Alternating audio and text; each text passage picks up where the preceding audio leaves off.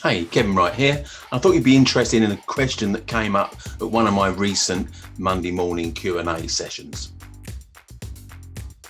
I go out live on YouTube at 8:30 every Monday morning, and a bunch of people jump on and ask me questions about property finance, and I answer them. So watch this video to see what answer I gave to this question. Why do lenders tend to increase rates for landlords with 4 or more buy-to-lets and others refuse to lend? Surely greater income means less risk for the lender. Yep, I know exactly what you're saying here.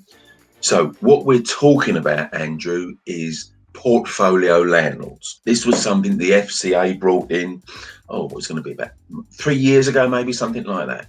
So portfolio landlords. So they they directed mortgage lenders to view landlords differently. You could say amateur and professional. Yep.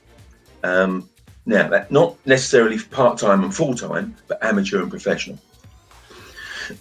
So amateur landlords, they decided, would be those with 3 or less properties, whether it was owned personally, in a limited company, combination of the two. Once you've got your 4th investment property, they say, hey, now we think you're more serious, so we need to underwrite you differently. That's the essence. Now, so they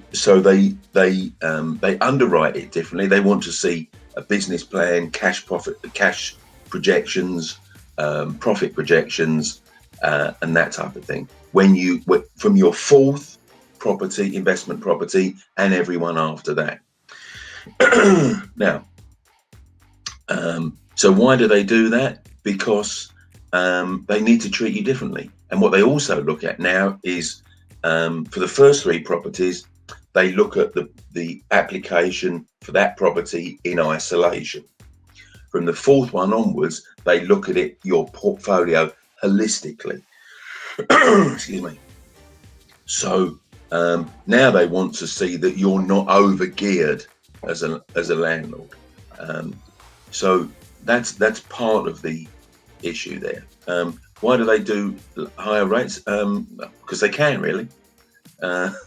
And greater income means less risk. No, that's not how they view it. You see, the biggest mistake that investors can make is to think that mortgage lenders view the world in the same way as you would do as an investor. So they operate on a very different logic plane.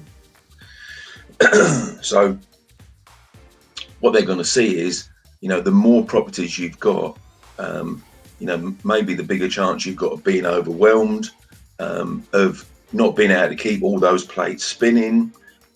You might not be able to fill some of those properties, so because you've got too much going on. So there's a whole load of reasons why having more properties isn't it doesn't equate to less risk. Others refuse to lend. Yeah, so there are a few mainstream buy-to-let lenders that don't want bigger landlords. They like lending, so their avatar, if you like, their ideal client is someone that's in a job, earns 25 grand a year or more from that job, and has no more than 3 investment properties. For them, in their view of the world, you see, we all view the world through the prism of our beliefs, don't we? So in their view of the world, that represents low risk. So once you've got 3 properties, they don't want to lend anymore. Yeah. Hopefully that's explained to you the logic, but you've actually got to walk a mile in someone else's shoes and understand that they think differently from you. Now, if you found that question and my answer interesting, there's a whole load more of this that goes on a Monday morning. Now, you can either log in through YouTube, or you can join my Facebook group, Recycle Your Cash for Property Investors, and get it streamed through there. The link is on this page.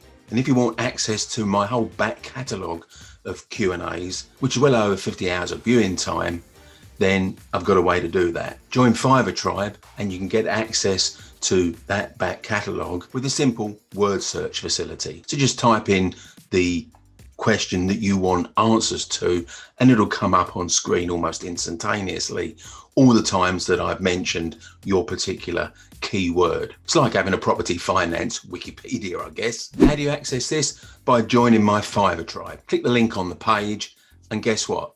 It's a £5 a month. So I look forward to seeing you at future Q&As.